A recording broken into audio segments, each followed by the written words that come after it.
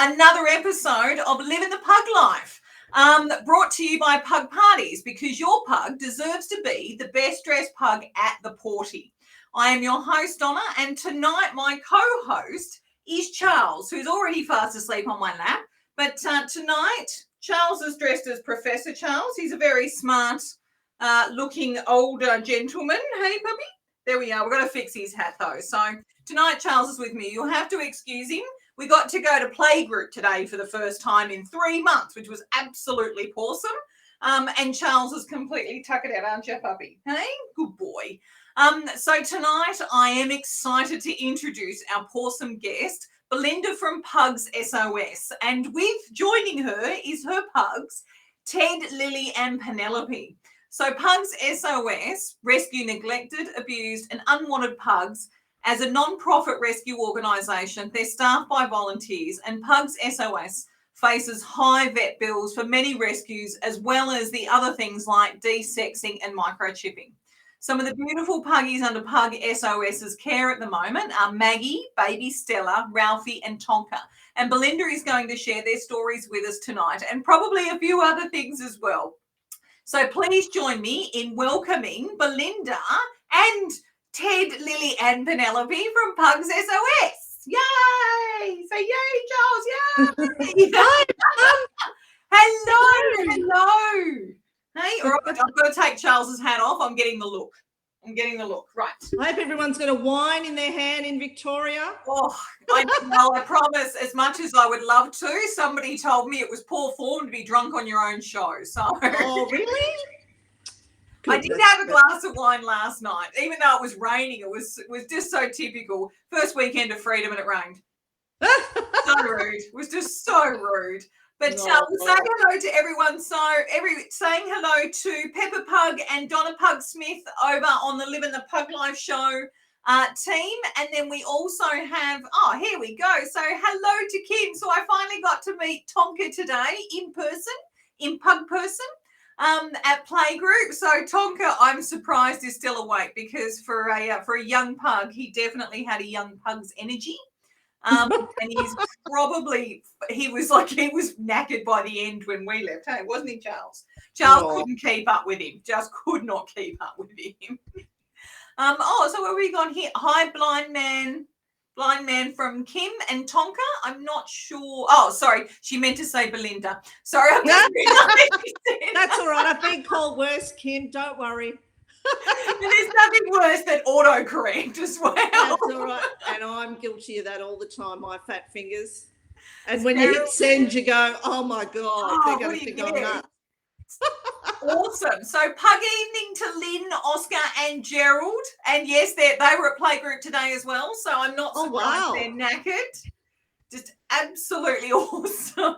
So Lynn's kind of the fairy pug godmother to Charles. So he is a very, very lucky puggy, that's for sure. Hello to Elvie. So we did actually get to see Elvie and Jackie Thomas today. So it's so good going to playgroup. I just cannot. We were talking about it before the show started. Like it was really nice, even though the puppies are definitely knackered. Is there still restrictions for you, Donna?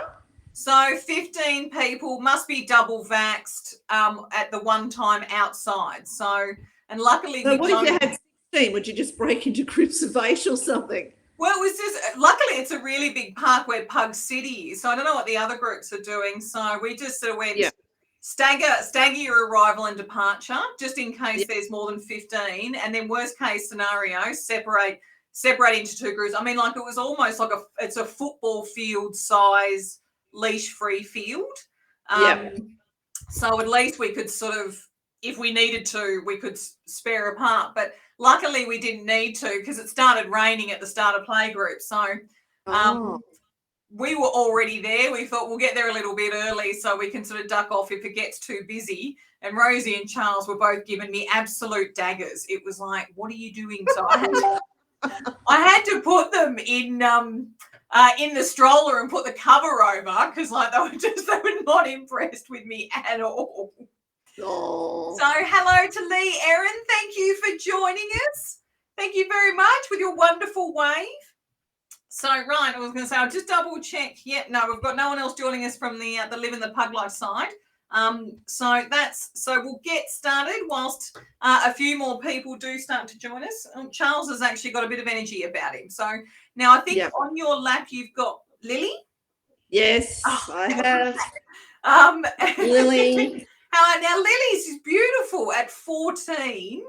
She looks so agile. Like Charles at 13 is definitely not as doesn't get around quite as easily as she does.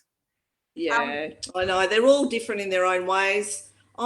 She's an ex-puppy farm as well, so she's the reason that I started with Pugs SOS because I actually was on the hunt for a pug like most people are and come to our charity and our rescue, and she was who I adopted, and that's when I first met Belinda, the other Belinda. So, oh my God. And that's where it started from there.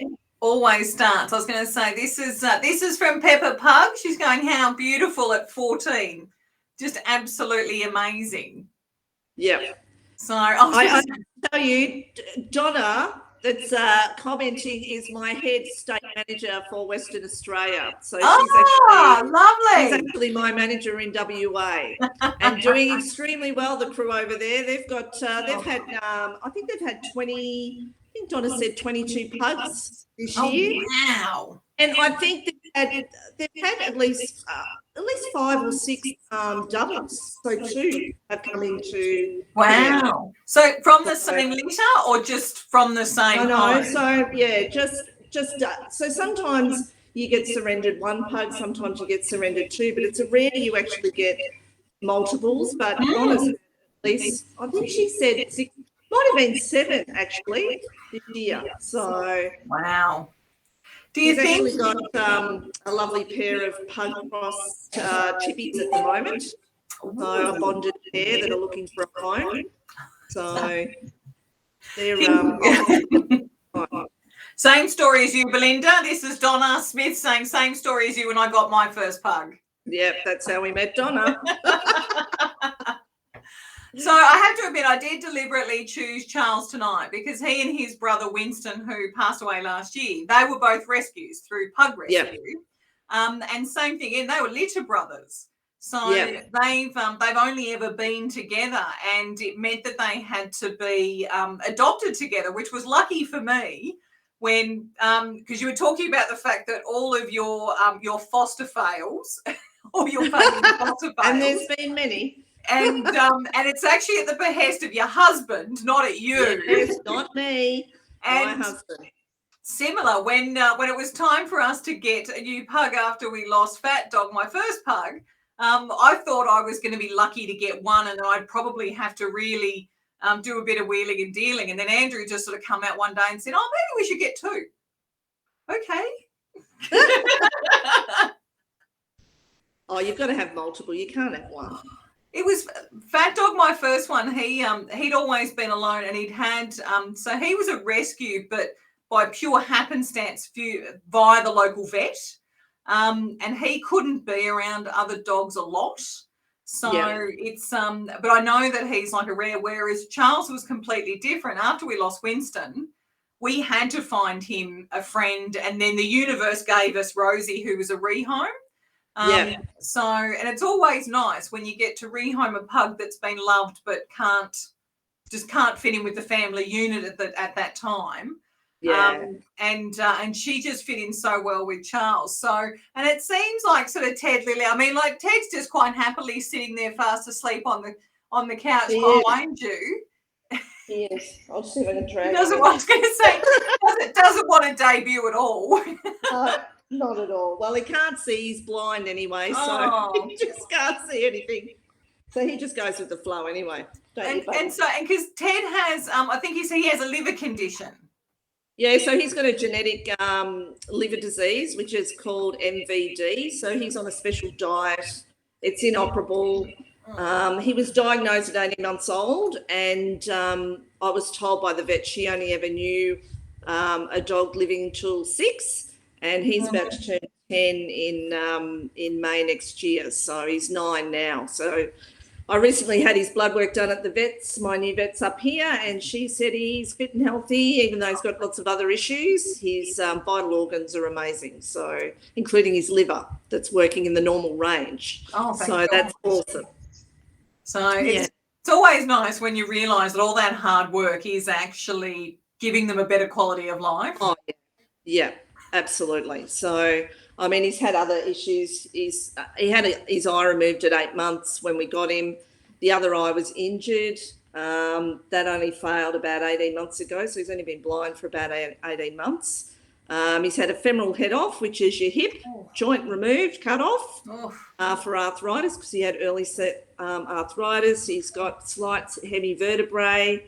So yeah, he's a $27,000 man. But I'll probably sell a kidney for him anyway. So. I know. We sort of before we lost Winston, we had 12 months of in and out of hospital. And when I said to the specialist at the time, I don't care what it costs, just figure out what is wrong and fix it. Yeah. Andrew walked out and he goes, probably didn't need to tell him that we would pay everything. I said, come on, but the specialist knows. They know the parents that walk in and say, whatever it takes, get them healthy. Yeah, absolutely. So, but yeah, it's hard work having 3 pugs, and they've all got their own issues. And I did the worst thing possible. I packed up and moved out of Victoria back in July and taking a blind pug to a new house.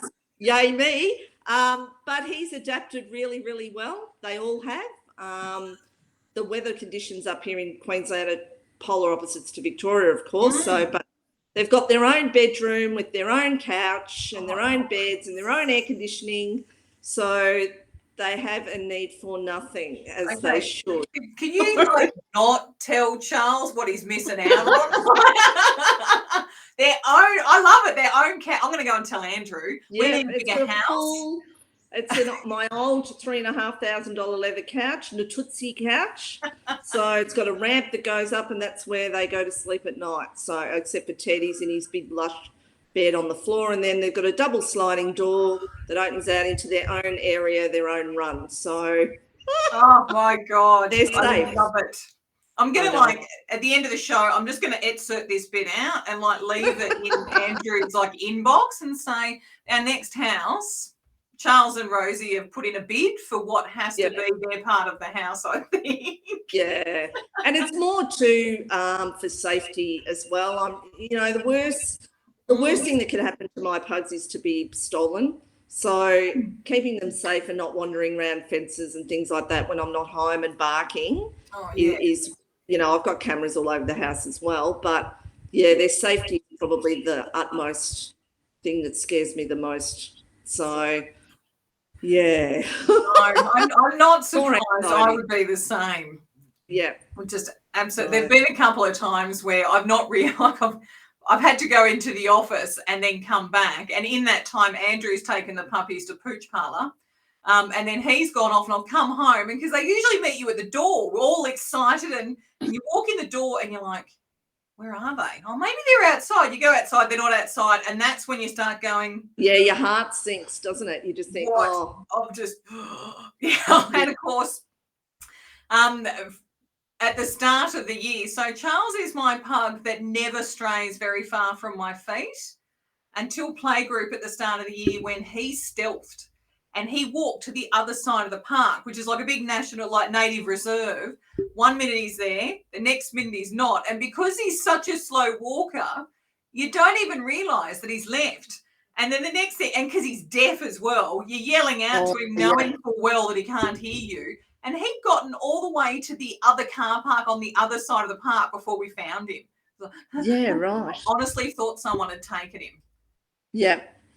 My goodness. No. I know, it's just, it's that sickening. Even if, like you say, at the park, you turn around, they're not there, you just get that sinking feeling. That's why I used to go to Pugsy, so that's the group in Seaford. Yeah. Every Sunday, which is great. But, there you still kind of feel safe, because, if you've got your eyes off them, there's lots of other people that've got their eyes on them. So that's what's great being in a pug community. So, yeah. Oh, yes, now we're doubling. And I have to admit, his jacket was was a grey colour. We changed that to a yellow colour the following week, so we could see it. The old fluoro. Just want to, I don't want to be ostentatious or anything, but Charles, you are now becoming the yellow submarine.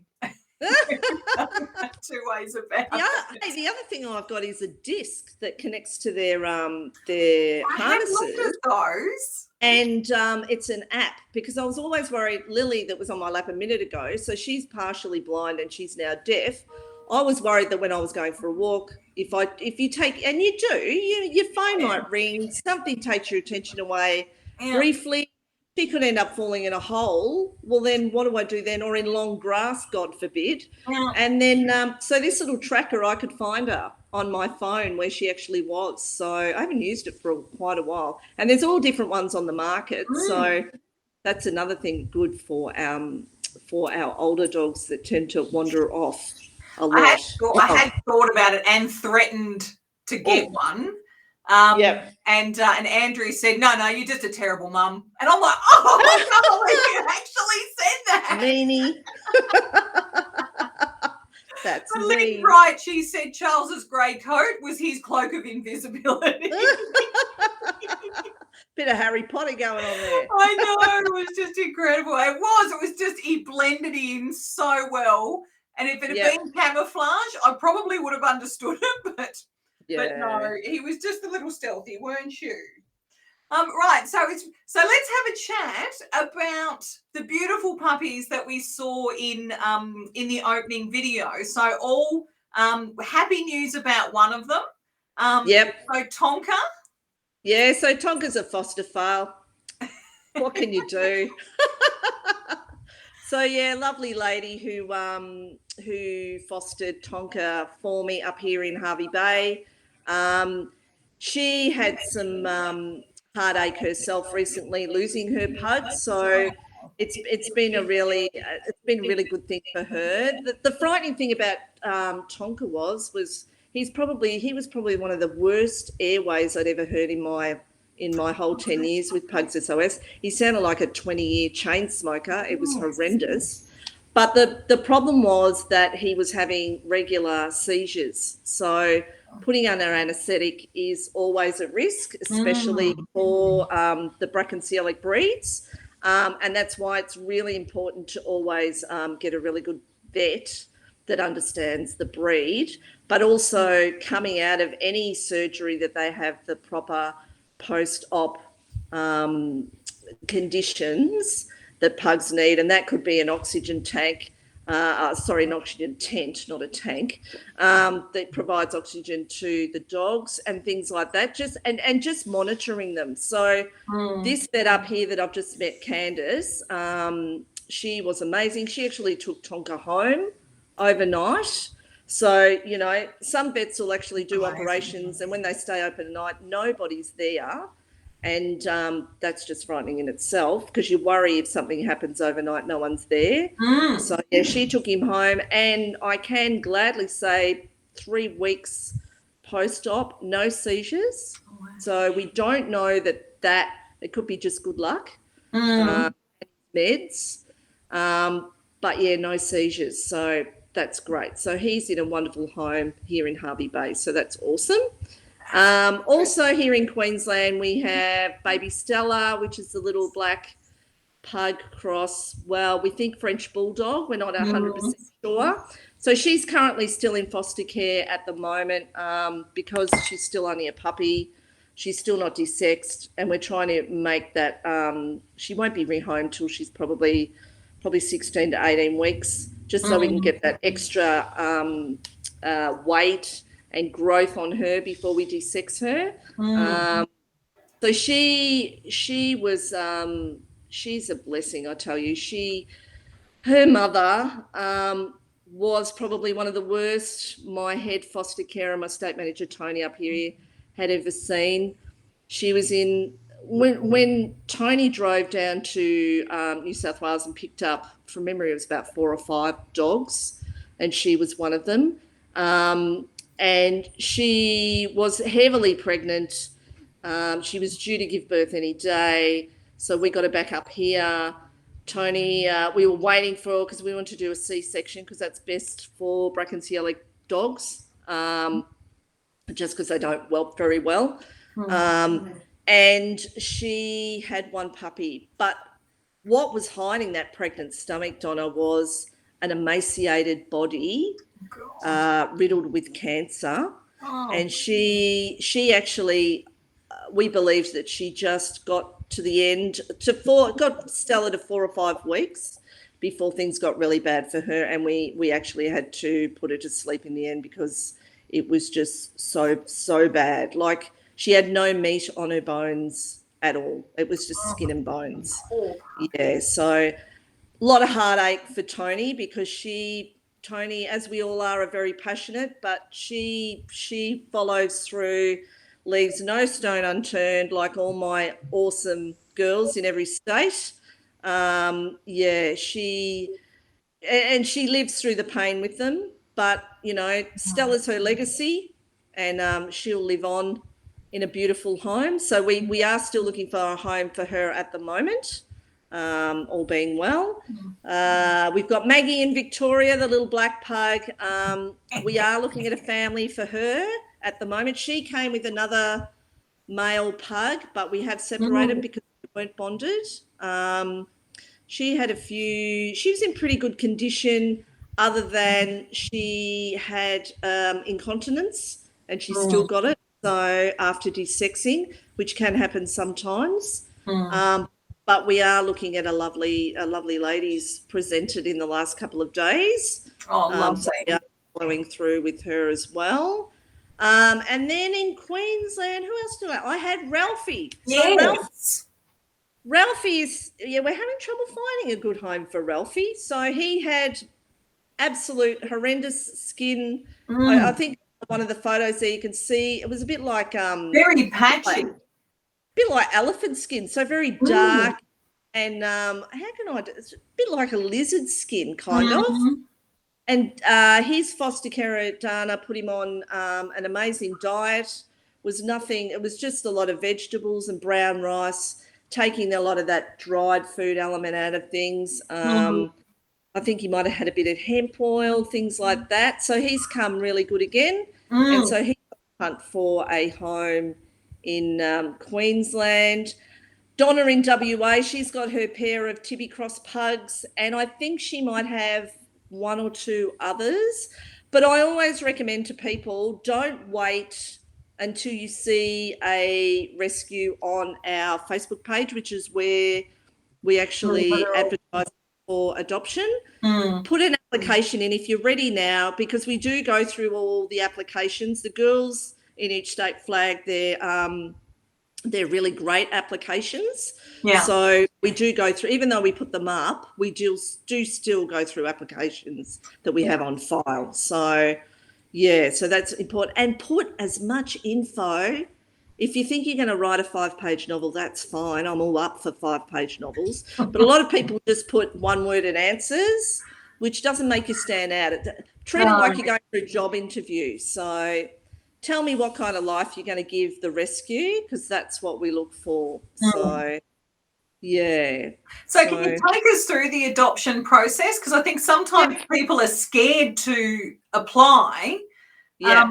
thinking that they're not going to be good enough. No. So put as much info as you can on the application, because that's what you want to do. You want to stand out. So what we're looking for in a standard criteria, and it is only a guide, so you need to have secure fencing. That is a 100% absolute. So locked gates, padlocked if possible. I have seen pugs get through baby gates. It's amazing. Yeah. They're not big diggers. And look, a lot of time when they do get out is because it's human error. You know, hubby left the gate open, kids left the gate open, and things like that happen. Accidents do happen. So you secure backyard. A lot of people think that we don't rehome with other breeds. That's not true at all. We've rehomed to Labradors, to greyhounds. Lily's sister actually lives with a wolfhound. So, you know, it's all about the environment and the home, and generally what temperament the other breed is. So, you know, when we're not against breeds. I mean, 2 pugs together is great, but a pug and a Cavalier, or a pug and a French Bulldog, a pug and a Staffy, things like that. We don't rule out everything. We look at everything. So don't be afraid to apply, because we certainly keep you all on file. The wonderful thing is we don't have enough pugs in rescue to provide everyone with one. That's not a problem to me. I'd like to be out of a job as the whole team would be. Any rescue. Joanna at Pug Rescue, she would be the same.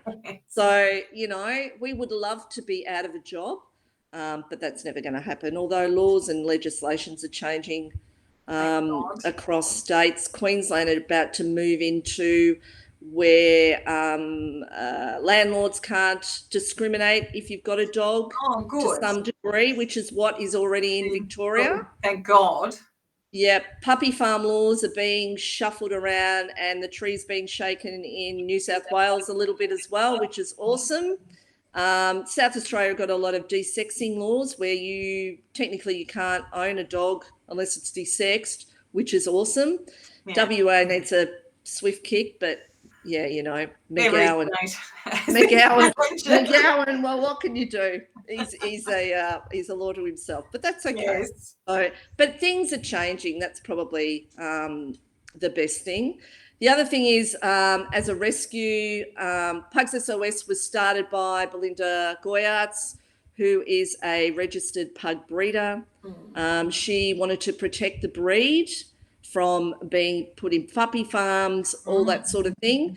So we do advocate for registered breeders. So if you are looking for a puppy, go to Dogs Online, go to the pug club in your state, look for breeders that are registered with the ANKC. It's not foolproof. There are breeders out there, registered breeders, that don't do the right thing either, but do your homework, because there are some awesome ones out there as well, and they do help us in rescue as well, so right across all states. So that's really good as well. Yeah. No, absolutely. The process. Yes. Oh, sorry, Donna. Yeah. No, the process. So step by step, sort of apply. I've just blurted on about a whole lot of other stuff, but that's okay. So application, if you shortlisted, you'll get a phone call from one of the crew. Could be me, could be Donna, could be Tony, could be any of our foster carers.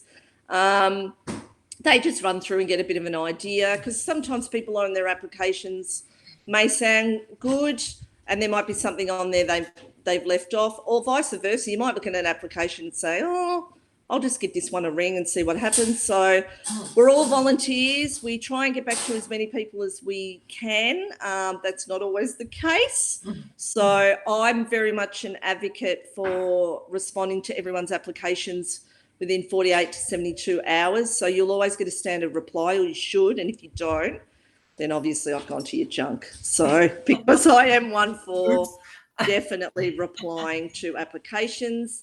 Then we do a greet. So if you're shortlisted, we invite you to meet the rescue, see how that goes, and then going forward then goes to a home check, and then maybe another greet. And then generally the dogs will go on trial for 1 to 2 weeks to see how everything goes, because as you know, not everyone, in a greet, everything might go well, but not everyone wants to live together. Humans are like, and dogs are the same. Just because you put two dogs together doesn't mean they're going to get along. And that might show itself for months, days, weeks, whatever. So, and we always got an open door policy at Pugs SOS. So if you adopt from us and it doesn't work out for whatever reason, please contact one of us. If it's not Belinda or I, definitely whoever you went through, be it Donna, Tony in Queensland, so me in New South Wales, South Australia, wherever. So, yeah. But we're pretty open. Oh, well, and look, our standard conditions are a guide. You know, in some cases we don't, a lot of people get upset because we don't tend to adopt to apartments, and that's mainly because we do rescue a lot of dogs from apartments, because a lot of people lock them out on balconies and think that's okay. But then I can tell you that in some cases we have rehomed into apartments, but it's all about the environment. And the other thing is what's presented with applications for that particular rescue at the time. So for instance, Tonka, I could put him up on Pugs SOS and I could get 50 applications. So, you know, only one person's going to be successful and 49 other people are going to be unsuccessful. So it is hard. And but we do our best. So we're all volunteers. We do our best. We try and do as much as we can.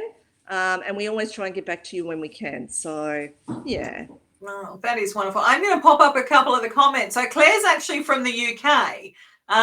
She wonderfully dials in, and she was on the show a few weeks ago. So she has a teddy too, and also a Doug, but her teddy sings to Pavarotti. So his what? Yeah, sings to Pavarotti. So I've got to think what it's episode 18. You need to go back. I have and to watch go back for that. It's incredible, absolutely incredible. But because I wanted to put up Claire, but she had and now I've got to find it, because she did have a question about so are pugs still quite, are they popular? Because she said in the UK it seems that Frenchies now seem to be all the what's the other one? The Poodle cross one. So I can show you. He's not here though. I can tell you what's popular in Australia are dachshunds. Yes, dachshunds. So pugs are still popular, and I love when we love when they're not popular, because that means the impulse buying doesn't happen. Men in Black has a lot to answer for. Great movie, but gone out and bought a pug. But dachshunds seem to be the inbreed, and also Frenchies always. Frenchies and pugs are about the same, I think. You go through, you're probably like me, you go through waves. So you'd be walking your dogs and then you might see 5 dachshunds and then you won't see any for a couple of months. So, but dachshunds, I reckon, are them. I personally think are the most popular. And funnily enough, I actually have a miniature dachshund. His name's Harvey, and he's a brat. So he gets along with the other puggies, which is incredible. He does look after the other pugs. Ted, you can see behind me, is blind, so he travels in a pram. So if you were to come up and touch the pram, you may be in a little bit of strife. You will be told off, that's for sure. Never actually bitten anyone, thank goodness. Thank God. Let's hope that never happens. So, absolutely. Now, have you seen a rise in rescue pugs? Because I know last year when we were doing Pugaween, and we had to do it online again, slightly different to how we've done it this year. And I know we were talking about the concern that there was the influx of dog buying had just started. And I was amazed that people were paying like $4,000 for a 5-year-old dog on Gumtree just because they could. So have you seen an increase in pugs coming through now, because we're sort of No. So it'll be interesting especially Victoria and New South Wales, probably over the next 6 months. I mean, we are coming to the Christmas period where unfortunately some will be shafted out of a family while the new puppy comes in for Christmas. And that does still happen, not as much as it used to. we don't know the full capacity of the old ISO impulse buys during in lockdown. I guess we'll see. But again, we've probably seen a decline in rescues for pugs. Joanna might not agree at Pug Rescue. We'll ask you next weekend. But yeah, we'll talk about that next weekend. But things have probably decreased a little bit, which is fantastic. So I love that in Victoria, probably in the last 4 or 5 months, we've probably only had, I think we've had 3 in total, which has been awesome. So it's just, and I think because the legislation and laws have changed where land, you used to get the surrenders where I'm moving house and I can't take my dog with me. And that's quite common in Queensland and WA. Well, I was just going to say, it was good timing because Donna just posted that you've had a rise in surrenders in WA. Yeah, see, because there's a bit of movement over there, and they're not in lockdown, so they're pretty normal as far as life is concerned in WA. So yes, and a lot of them will say that they're moving, they can't take their dog with them, and that's been hard. The other problem is transport's a bit of an issue as well, because up until 2 years ago, you could put a pug on a plane and fly it anywhere around Australia. Well, the Brackensialic breeds still do have some restrictions. Some airlines are doing it, but there's always a risk, and there's a big long line of information you've got to provide, like a vet check and things like that, to make sure that the dog's healthy before it flies. Personally, we've flown a lot of dogs and never had any issue, because we always fly them late at night or early in the morning, and our flights are always based on temperature at the from and the to. So if you were flying to Queensland, you certainly wouldn't be touching that dog down at 3 p.m. on the tarmac in Cairns, or even Brisbane for that matter. So yeah, so we try and you schedule. And I'm not big one for putting a dog on transport for days. So I'm not a big fan of road transport, although sometimes that's the only alternative, because you've got a dog. Imagine sending a pug from Brisbane to WA to Perth. I mean, that's a lot for a human. Yeah. And you would hope that and I know there's a lot of reputable, great transport companies out there that do get the dogs out and they do give them a break and all that sort of thing. But that's just frightening. So Mandy's just brought, she goes, she'd live in a car just to make sure that, that she over losing her puppy. So she has, I've known Mandy for a couple of years now. So she runs Sunraysia Pug Group. Mildura. I'm a member on there. And I do know her pugs, Frank and Daisy. I think if I remember correctly, they've got a caravan just so they can travel with Frank and Daisy wherever they go. Yeah, right. So wow. I'm the same. I would have lived in in my car if I had to give up any of my pugs. Yeah. It is a concern, because you do look. I've left places picking up a pug. Pugs crying my eyes out at the hysteria in my rear vision mirror as I'm driving off with their beloved, and one probably just before Melbourne went into lockdown last year was a lady. I picked up 2 pugs from her, and because her daughter had committed suicide, and she couldn't look after them. And a lot of people will say that they would never give up their pug, but I can tell you there will always be, imagine if you were terminally ill or whatever, there is always an issue where you will, but recommend you always reach out to us. Send me a message, happy to chat if you've got some issues. I've been talking with a lady who's trying to reclaim 4 or 5 of her dogs through domestic violence. So, it's sad. That is a lot going on, absolutely. Yeah. I've got Charles is not happy with me. I think Rosie's out with Dad. I think Charles thinks that he's missing out, even though he's on TV today, so he should be feeling. He's getting lots of cuddles, but he's so your pug best. I know, I do. As much as he was, because adopted him and his brother when they were 2. So we had this wonderful period where they were full on and full of life. And Charles was a jumper. So he would jump up on the couch and jump off and run around the coffee table and do all that sort of stuff. And at the time, I thought to myself, I wish you'd stop doing that. And then I thought, I don't wish it away, because when they get to see your pug and they can't do that stuff anymore, you just... But I can't walk any of mine anymore. Well, they're all crammed. So. Yeah, luckily Rosie still can. Charles can for a little while, but even, I have to admit, even today at playgroup, when he'd had enough, I put him up in the stroller, and usually he whinges about being up there. Not today. No. He'd set up there like this, and it was all very fine. Yeah, well, he's just come out of isolation. He hasn't seen his mates for what? How many 3 days? months. 77 days, I think it was, since the last lockdown. Yeah. So, no, it was... So, yes, I think he was... And because he had Pooch Parlour on Friday, he's had a big weekend.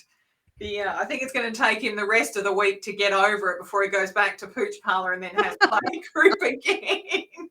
Oh, I know. He's beautiful. It is, but I do love... He's really cuddly. Like... It is that is the one thing I do love about senior pugs. For some reason, they become really cuddly, and it's so nice. It is. Okay. Sorry, go. I was just going to say, so I do take mine in. I work in aged care, so I take mine to work. So I've just started a new job up here. So Lily will be coming to work with me shortly. So yeah, it's and they love the senior pugs as well. Oh, of course, no. So my question, my last question is, actually, no, I've got 2, but this one's the most important one. What do the donations do for the pugs? I know it sounds like a simple question, but it's never a simple answer. Oh, it's the vet bills, Donna. And look, any rescue will tell you. We have amazing vets right across Australia. So Donna's got her crew in WA, Tony's got hers in Queensland, and Melbourne's got theirs. You know, over the years, because I've only been up here for the last 3 months, so I've just got my new vet, Candice, so who's also doing rescues as well as they come in. They give us a discount, but it's never for free. Like, you know, we still pay anywhere between probably $1,200 to $2,000 per rescue that comes in on an average, because sometimes we don't, very rarely do we get a pug in that doesn't need something, whether it needs airways or it's got a laxating patella or it's got really bad ears and bad eyes, pigment keratinitis, which is a common thing with pugs. Yeah. You know, it's... teeth, dental, oh my God, anyone who's booked in for a dental, nothing short of $700, you know, it's, and that's what it is. It is just, vet bills are probably the most crippling. I can tell you that a lot of people think pug crosses are more healthy.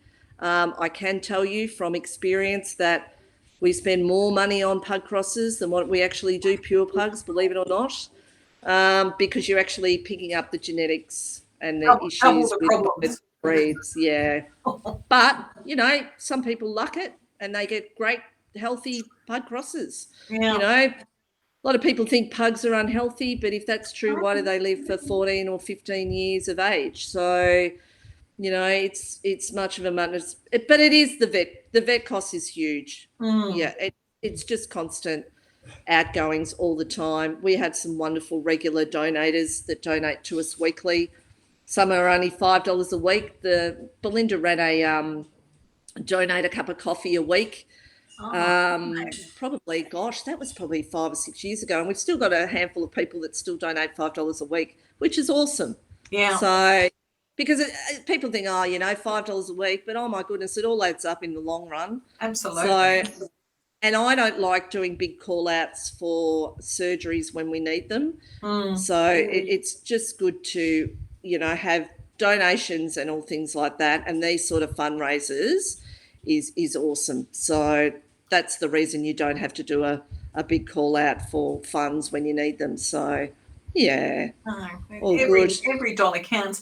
Now, is the puggies that come in is, I suppose, because there's always a perception that rescues are abused. Yep, not always. I was going to say, is it a 50-50 abused and neglect, or just a lack of understanding of what caring for a pug really means? Yeah, that, and I think neglect comes in different forms. There's some that's recognised as being cruel, but neglect also could mean obesity. So we've seen some massive obese pugs.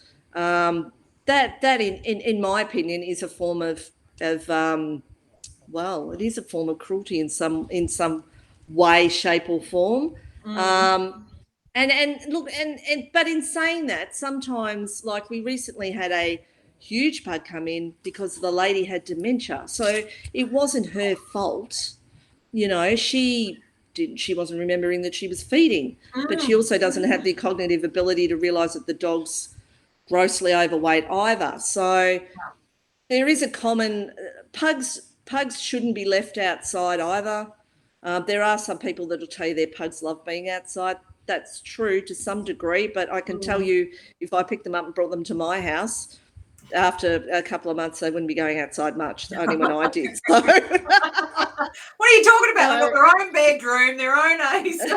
No pug would leave your house. No. And look, it's, you know, we recently have picked up a rescue in Queensland that's not been on the page yet, a little girl. So her family are actually moving back to, they're actually moving back to the UK.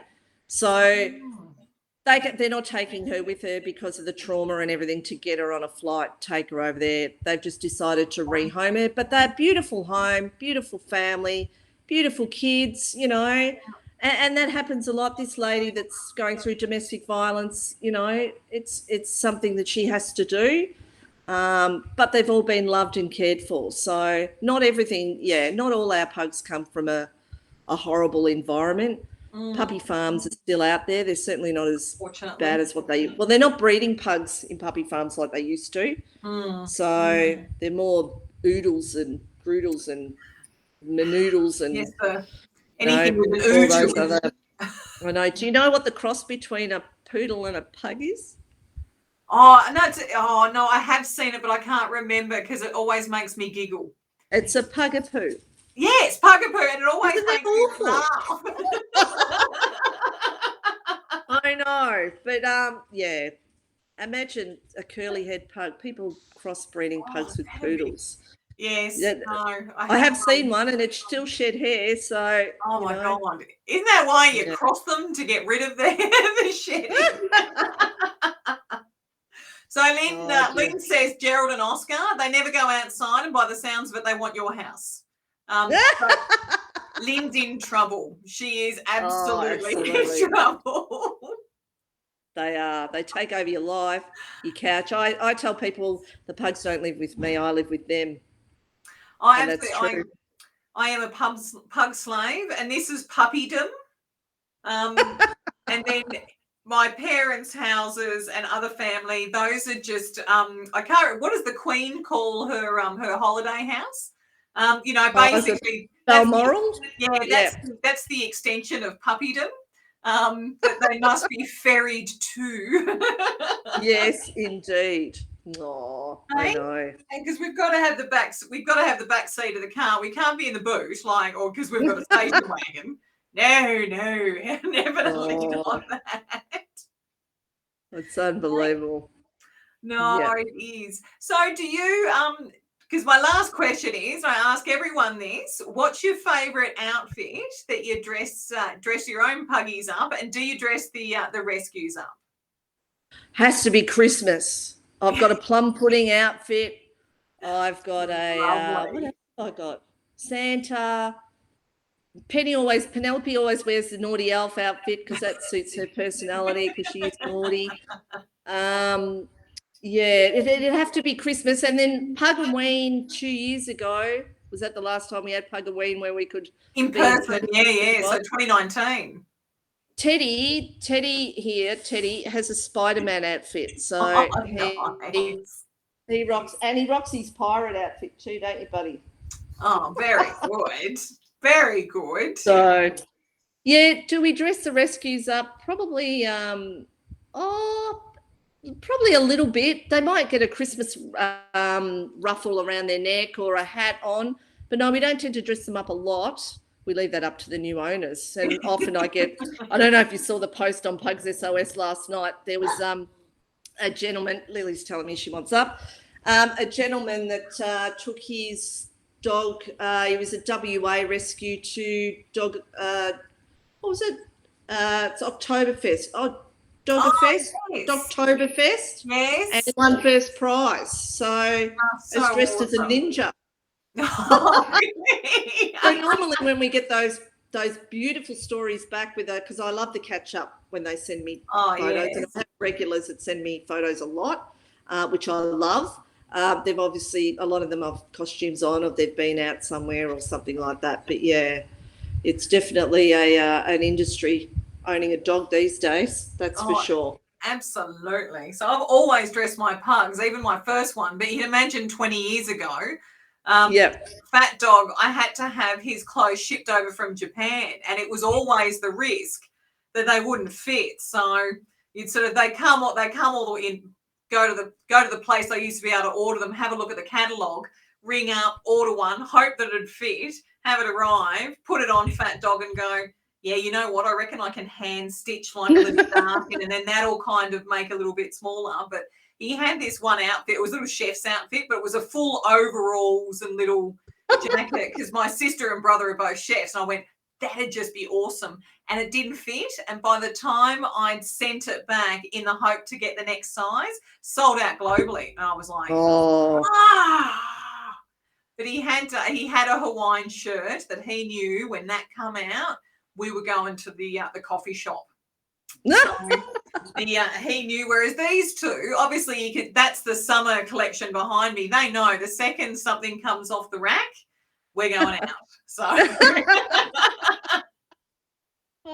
it's like, I mean, they have a better wardrobe than I do. It's terrible. You know, Pugaween, that was my favourite. I loved doing Pugaween every year and judging. I mean, and seeing what what's his name? Is it Ollie? I think it's Ollie the pug. The boys used to dress him up. The best one I ever saw, they made him a coffin and everything as Dracula. Oh yeah, ripper. Some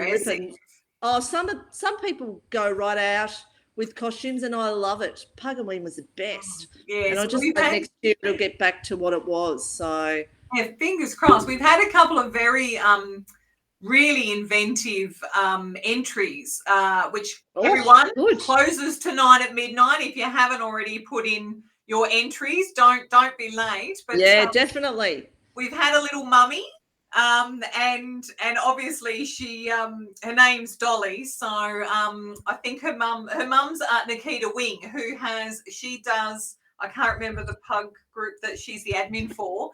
But Dolly gotten away, so literally you can see like the bandages trailing around behind her in the photo, which is just absolutely gorgeous. And then I was just trying, one of the other ones that just comes to mind, just because they entered just before we come on the show, was Little Lucy.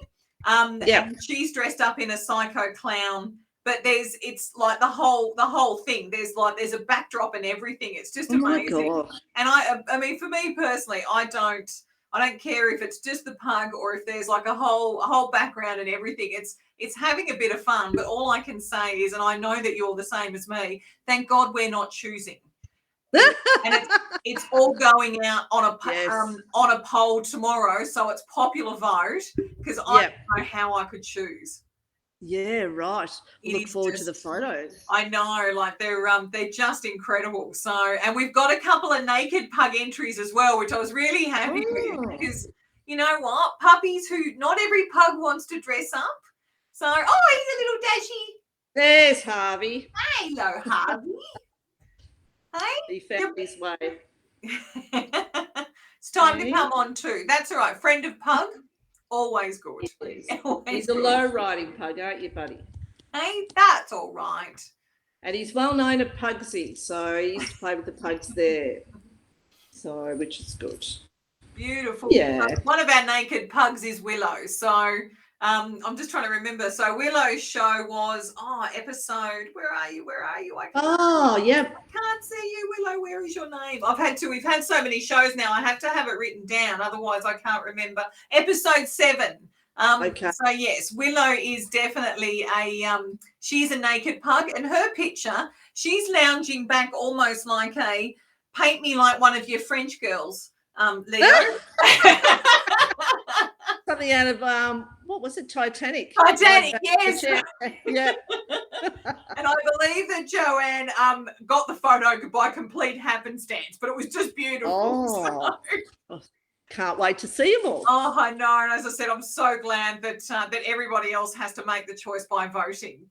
Yeah. Otherwise, no, I couldn't do it. I reckon I'd be biased. I couldn't help it. There'd be just. Yeah. But I think the problem is when you hard. got too many good ones, then you're like, I need like 20 prizes to keep everyone happy. Yeah. Oh yes, here's one of our other naked entrants. So Arnie is sunbaking in the pool on his very own floating. Oh, yep. So look forward to seeing that. I know, backdrop, absolute hell backdrop, and a pug that actually gets into the pool, which was my other thing that I was quite amazed at. Absolutely. Hey, and just a heads up on that. So I was Googling pool toys the other day because I'm getting a swimming pool, and you can actually get an inflatable pug face that you can lie on. So everybody who's online now, just need to Google that if you've got a pool. So that and a miniature dash hound as well. So I could order both for a matching pair for my pool. That sounds, my godchildren love pools. So whenever we go on our Airbnb holidays, it has to have a pool. But we got one of the blow up boats, and then with a marker on it, called it HMAS Pug. So oh, I know. No one said you couldn't have poetic license on the side of your $10 blow up. No. That take like 2 hours to blow up as well. That's just amazing. Yeah. Oh, I know, right? You need one of those pumps. Oh, yeah, we had an electric one, but there's nothing worse than standing there and like holding it in. And we should have brought 2, to be honest. But, you know, amateur mistake. When you're a godparent, you don't think about this stuff. Because I'm certain someone told me my job is treat lollies and handing back. So I failed. I absolutely failed. Right. Well, thank you so much for joining us tonight, Belinda. It was wonderful to talk to you. And obviously also to get to meet some of the puggies that that the fundraising from Pug SOS will provide. Absolutely. And I highly recommend your website. So people who do want to donate more regularly, where do they go? So you go to Pugs SOS, www.pugsos.com.au, and we are just about to, we're probably shy of a week or 2 of launching our new website. So it'll be a lot more interactive and a lot more colour, going with the orange and black theme. So looking forward to that. So it'll be a bit more friendly to use. So, but yeah, there is a tab on there to donate, and our bank details are on there as well if you want a direct debit. So yeah, on a regular basis. But thank you very much, everyone who has donated to us and supports rescue. I know Joanna and I as well, especially, we're very grateful for everyone that helps us out, because they are an expensive breed, and anyone who owns one knows that.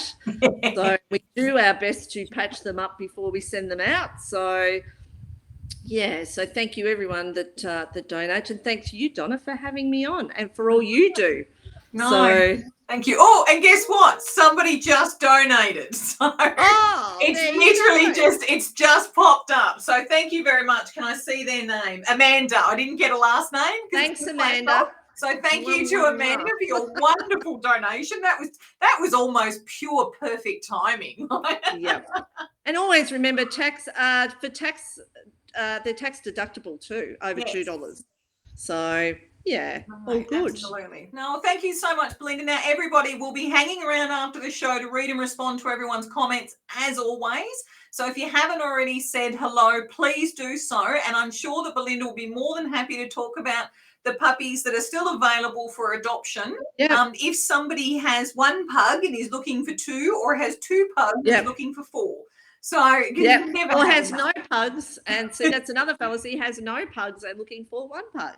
Yes, because we do rehome as singles as well. Yes. So Beautiful. So as always, everyone, at the end of the show, I award a $20 Pug Parties gift card for a lucky person who joined us and also commented. And I'm just scrolling through the list to see whose name pops up. And I'm going to say hello to Lee Erin. Thank you so much for joining us tonight, and congratulations. Well done, Lee. Just for the fact that you joined us tonight, I will send you a direct message and we'll get your details to send it out. So you've got some money to spend on your puggy to give them a nice little puggy gift. All it takes is one outfit, and then it's all downhill from there. Get your photos in. Yes, absolutely. So everyone, if you've had fun tonight and you'd like to share your pug life with other pug parents, then we'd love to have you on the show. And all it takes is an email or a direct message, and I'll be in contact with you. Please invite your friends and family to come and join us each week. And I would love it if you would leave a review on our Facebook page so other pug parents can see what they're missing out on. Now, don't forget, Pug Isoween Best Dressed and Best Naked Puggy competition closes at midnight tonight. So you have exactly 3 hours and 59 minutes to go. So get your outfits, get creative. Everything counts, because we close at midnight and voting will stop tomorrow. Well, sorry, not stop. Start tomorrow night, and our Pug Isoween event page. So keep an eye out for the 2 polls. There'll be one for Best Dressed Pug and one for Best Naked Pug.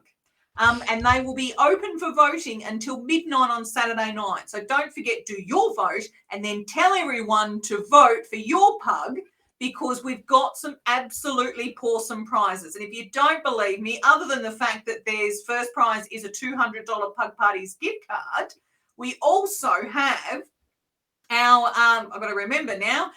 So our second prize is a single pug portrait from Fabulous Beast Portraits, which is to the value of $150. This is the portrait that Rachel did of Charles. And this was of Charles in his sailor costume from a few Pugaweens ago now. But it's just absolutely stunning. And our third prize for Best Dressed Puggy is a Miss Drew's Trick for Treaties spooky box. And for all the puggies that went to Pug City with me today, you can all vouch that they're tasty treaties, because we ended up eating the sniff one in the middle, and we also had the peanut butter. I think I'm trying to remember now. It was the peanut butter pumpkin one. So, and believe me, there was not a skerrick. Actually, I think Jackie Thomas, who is Elvie's puggy, he actually had puggy crumbs all over his face. So I can say without a doubt that they were very tasty. So tell your friends, and even tell strangers in the park, that they need to come over and vote for your pug, because every vote wins, or every vote counts, because then, of course, next Sunday, our Sunday show will be the Pug Isoween show, and I'm putting Belinda on the spot, but I think Belinda is planning on coming back on again. Yes, yeah, you have to look at the So Belinda and a couple of others are going to help me announce the winners, which is just absolutely wonderful. Now, the last 2 things I'm going to say is, don't forget, just because entry is closed tonight doesn't mean that you've missed out on an opportunity to donate. You can still donate. You don't have to enter your pug into the competition. At the moment, we've currently raised, I think, having not taken into account the donation that's just come through, we've made almost $800 just on entries so far. So this week, make sure, if you can spare $5, $20, whatever, please donate, because it all goes to a fantastic cause like Pugs SOS. So join me next Sunday night. It is so great to have our friends from Pugs SOS, and I think Joe from Pug Rescue will be coming too. I do have to confirm that. But Rachel Rachel from Fabulous Bees Portraits will be with us as well, and we'll all be on the show announcing those winners. So I hope to see you all there. It's going to be absolutely wonderful. And I promise Charles and Rosie will be dressed in costumes again, and hopefully not fast asleep. Like Charles is now currently I think he's just given up the ghost after this weekend. So, everyone, thank you so much for joining us tonight. It's been a wonderful show. Have a pawsome week, and humans, don't forget, be generous with the snackies. See you next week, guys.